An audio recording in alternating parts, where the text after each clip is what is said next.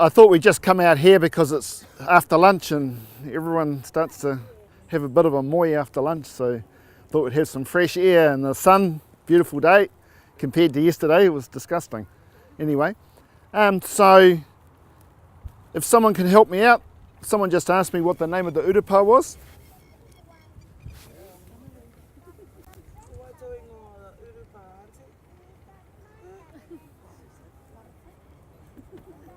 No? So in about 1920 odd, there was a big flu epidemic that came through here and wiped a fair number of Ngāti Rangatihi out.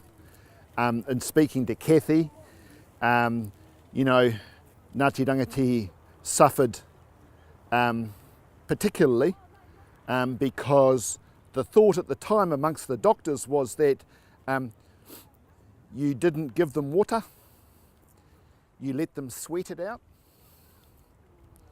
and so a lot of them died from dehydration.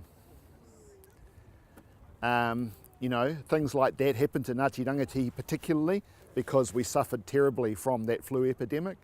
There was some other epidemics that were happening around at the time, and it just seemed to hit here. Now, the reason it particularly hit Ngāti Rangatihi is that there's any number of our tipuna, Raureti and all the rest of them who are writing to the Crown saying we're living in poverty in Te Awa Te Atua, there's no jobs, no food, our people are starving, and the Crown went, oh yeah, whatever. And the best they did was, I think they gave 4 Ngāti Rangatihi men 2 weeks on a road gang into Teko for work. That was their answer. So there was no handout from the Crown, you know, and Ngāti Rangatihi suffered terribly, and you can see it in this urupā. When you go through there, you actually see any number of our people there, you know, family members with days apart in their death. You know, quite tragic. So to give you some sort of context of the block we're standing on, this is what they call Allotment 3. It was a Crown grant for military awards, but as I understand it from most kaumātuas that I've spoken to in Te Arawa and Ngāti Rangatihi, essentially this was a Crown grant of Ngāti Rangatihi's land anyway. They got taken away and then they got given back. But of course what happened was all of Ngāti Rangatihi's land got taken, and then only these bits got given back. So the rest was taken away. So one of the so this is allotment 3, so that boundary, that fence line there that goes past those pine trees all the way down to the main road there, that's all allotment 3, the whole lot, right through there. That was a Crown grant to Ngāti Rangatihi. So the school site, a couple of sites beside the school, Marata School, all Ngāti Rangatihi. So in spite of how Ngāti Rangatihi suffered, they still sought to gift land for the good of everyone.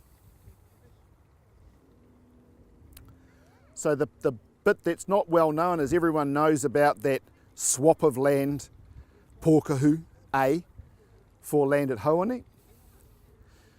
But actually there was another 2,000 acres that was given at Pōkahu for another block of land, and that's block 104, Marata 104, and that's now incorporated into Kōpua Tawhiti Māori Lands Trust. Now that wasn't a Crown grant, that was actually a swap of land. It was essentially a purchase. So just make people really clear that the Umutahi block next door was a Crown grant, 103, but 104 was swapped for land at Pōkahu.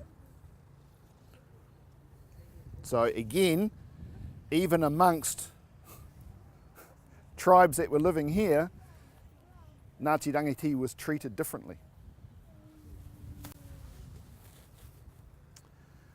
So have a look at some of the landmarks around here. The one with the big tall pines on the top there, Mōkai Ngārara Pā. The pines are left there. It was covered in pines. They got planted in 1972 by a guy called Warwick Olsen, no relation, who was the mill manager at Kawerau. He then retired to Hawaii in 2005, and he sold the land, and the land's now owned by a surveyor in Whakatane, and he has subdivisions all over that block. But that block is significant. The whole of his block is significant. Mōkai Ngārara there. You can't really see it, but if you come down from the pines, you'll see an area of ferns in the middle there. Yes. To the right of that, there's a big ridge that runs up there. Yep. That pā site's called Te Rangi Hauhiri.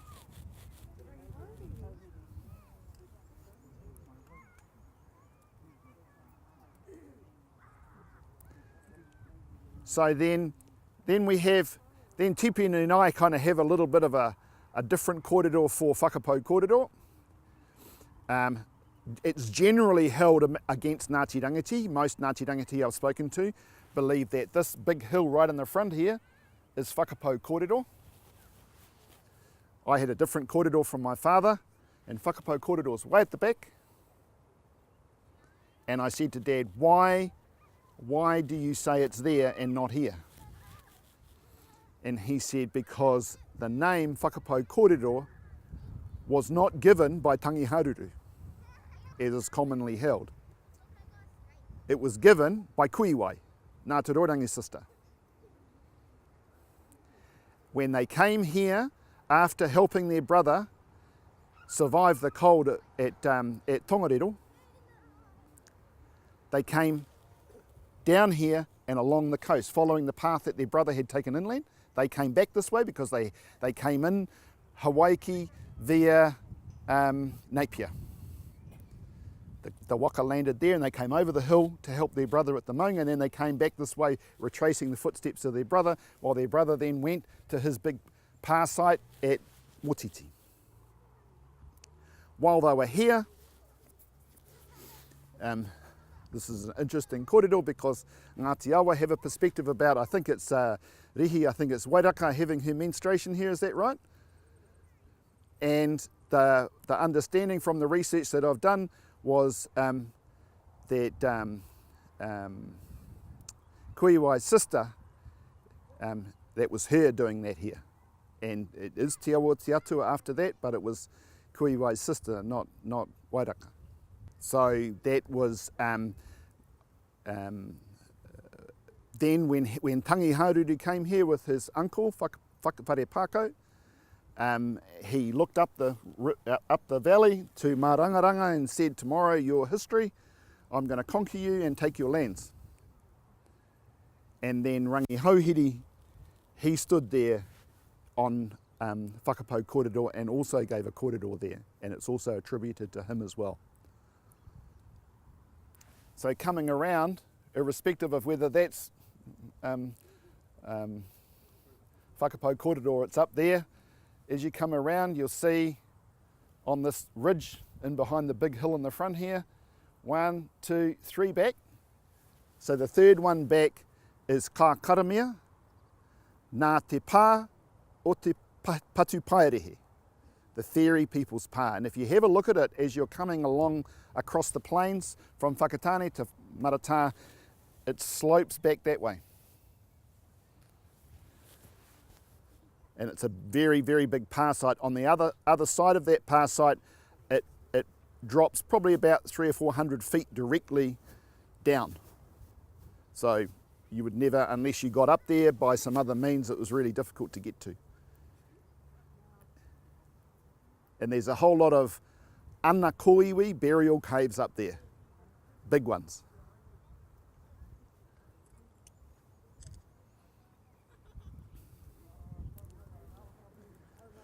So then coming around the other way, we can see Rurema out here, just to the left of the bushes here on the other side of the Urupā.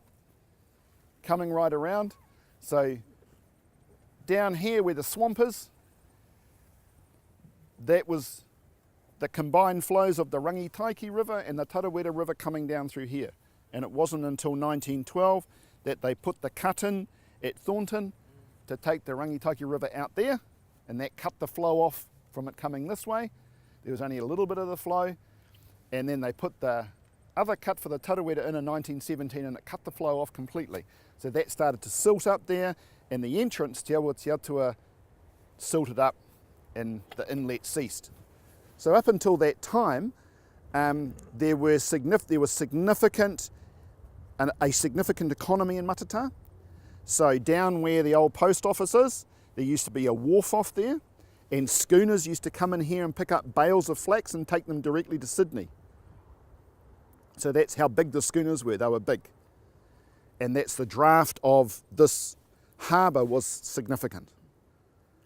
So essentially what happened was, while it might have prospered the farmers in the Rangitaiki Plains, having it drained, it was a death knell for Ngāti Rangatihi economy in Matata. So remembering that Matata, its proper name, Te Awa Te Atua, that's what it was given, and Te Matata Pā is down by Greg Road, about 2 or 3 kilometres that way. So just when you're reading your research, just differentiate. Sometimes they're referring to Matata the town, and sometimes they're referring to Te Matata the Pā. And when you go over the bridge, going towards Whakatane, if you have a look next time, you'll see, just on the other side of the bridge, you'll see like a big sand dune.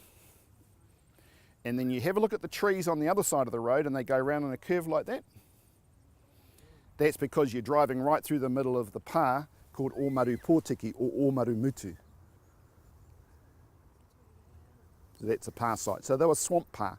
So they were, they were places where specifically Hikakino Rangihauhiri, they were their pā. I don't know anyone that doesn't acknowledge that that's correct. And sort of really understanding, who the neighbours were here. So in behind the pine trees, you just can't quite see it. If you hang to the right, you'll probably see a putawaki. But coming back, just past this bluff here, you'll see another bluff. See those trees coming out there on that? Okay, so that's near Te Umuhika. So that's near Te Umuhika, Waikamihi stream.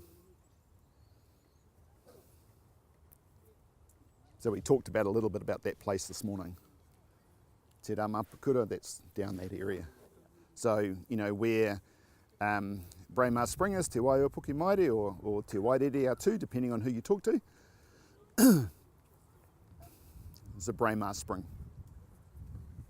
So previously I talked about